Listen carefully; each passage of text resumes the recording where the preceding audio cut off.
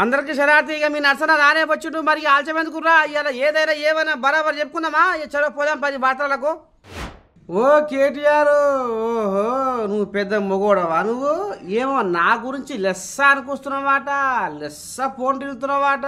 అసలు ఏంది కథ? అసలు ఈ పార్లమెంట్ ఎలక్షన్లలో నీకు ఒక్క సీట్ అయినా గెలుస్తావా నువ్వు? మొత్తానికే గుండు సున్ననే నీ పని అని ఈ రకంగా రేవంతం అయ్యావా అమ్మ.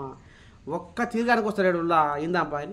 ఒక చెట్టు కాయలే ఒకటిగా ఉండవు అన్నట్టు అయ్య జుట్టకెళ్ళి వెళ్ళిన కేటీఆర్ నా మీదనే ప్రగల్భాలు పలుకుతున్నావు. ఏంది ఎలక్షన్ల ముందు రేవంత్ సీఎం అవుతాడని చెప్తే 3 సీట్లు కూడా రాకపోయేవి అని అంటున్నావు కేటీఆర్. నీకు చేతనైతే నిజంగా నువ్వు మొగోడవైతే పార్లమెంటు ఎలక్షన్లలో ఒక్క సీటు గెలిచి చూపించు అని సవాల్ ఇసురుతుండులా నిండు సభల సీఎం రేవంత్. ఇది ఈనుర్రి కంటే ముందు రేవంత్ రెడ్డి పేరు చెప్తే 3 సీట్లు రాకపోతుండే అని నేను ఇవాళ ఈ వేదిక మీద నుంచి ఆ సొల్లు వాగుడు వాగే కేటీఆర్ కి సవాలు విసురుతున్నా. బిడ్డ ఇవాళ నేనే ముఖ్యమంత్రి, నేనే పిసిసి ప్రెసిడెంట్ను. రేపు రాబోయే పార్లమెంట్ ఎన్నికల్లో నేను సవాలు విసురుతున్నా.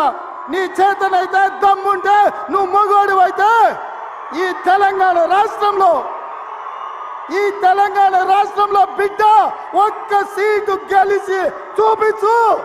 నీ అయ్యా నువ్వు వస్తావో నీ అయ్య వస్తాడో మా కార్యకర్తలు చూసుకుంటారు. బిడ్డ నువ్వు అనుకుంటున్నావా అల్లా తప్పగాడని?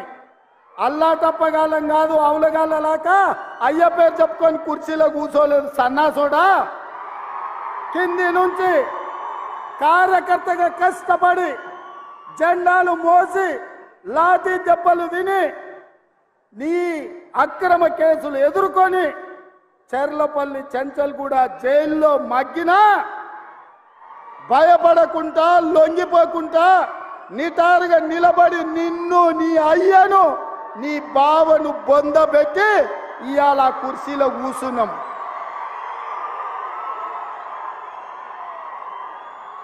ఈ కుర్చీ ఇనాం కింద వచ్చింది కాదు, ఈ కుర్చీ అయ్య పేరు చెప్తే వచ్చింది కాదు బిడ్డ. నల్లమల్ల అడవి నుంచి తొక్కుకుంటూ వచ్చి నీలాగటో నెత్తి మీద కాలు పెట్టి తొక్కి ఆ కుర్చీలో కూర్చోబెట్టి నువ్వు మా కార్యకర్తలు. ఇక మరి ఈ ముచ్చట తిన్నాక కేడినాములు నిద్రపోకుండా తెల్లందాకా ఆలోచన చేసి అన్ని పార్లమెంటు స్థానాలలో మీటింగులు పెట్టి రైతు బంధు రైతు రుణమాఫీ ముచ్చట ముంగటేసి జనాల దృష్టిని మలుపుకొని ఎట్టనన్నా చేసి గెలిచి తీరాలని చూస్తున్నాడనులా ఆ కేడిరాములు. చూడాల మరి కంకణం కట్టుకురు, మరి ఎవరు నెగ్గుతారో ఎవరు వంతారో చూడాలి మరి రానున్న రోజుల్లో. ఒక దొడ్ల కోట్లు ఎన్నడూ ఓడ్చుకోవు అన్నట్టు మా మంత్రులను 10 జిల్లాలకు 10 మంది ఇన్ఛార్జీలను పెట్టినా పేదోళ్లకు ఏ ఆపతి వచ్చినా మా మంత్రులను కలవచ్చు, పథకాలు పొందొచ్చు అని అనుకొస్తుంటులా రేవంతం సారు. ఇందాం పారి ఒకసారి ఏమంటుండో. పాత 10 ఉమ్మడి జిల్లాలకు 10 మంది ఇన్ఛార్జ్ మంత్రులను వేసిన మీ నియోజకవర్గాల నుంచి ప్రతి గ్రామం నుండి 5 మందిని సభ్యులను వివిధ సామాజిక వర్గాల నుంచి మీరు మీ ఎమ్మెల్యే ద్వారా సంతకం పెట్టి ఇన్ఛార్జ్ మంత్రికి ఇవ్వండి. ఇందిరమ్మ కమిటీలను వేసి ఇండ్లైనా పెన్షన్ అయినా సిలిండర్ అయినా ఏ పథకమైనా మీ ద్వారా పేదలకు చేర్పించే బాధ్యత మన ప్రభుత్వం తీసుకుంటుంది అని చెప్పి నేను ఈ సందర్భంగా తెలియజేస్తున్నా. ఇక ఒకరిని చూస్తే పెట్టబుద్ధి అవుతుంది, ఇంకొకరిని చూస్తే కొట్టబుద్ధి అవుతుంది అన్నట్టు మాకు జనాలను చూస్తే పథకాలు ఇయ్యబుద్ధి అవుతుంది అని బాగానే అంటుండు. కానీ మరి డిసెంబర్ 9 తారీఖు నాడు వాడే రైతు బంధు రైతు రుణమాఫీ ఎటు వాయ సారో అని ముక్కు విండి వరవడుతున్నాడనుల్లా ఊర్ల పోటీ రైతన్నలు.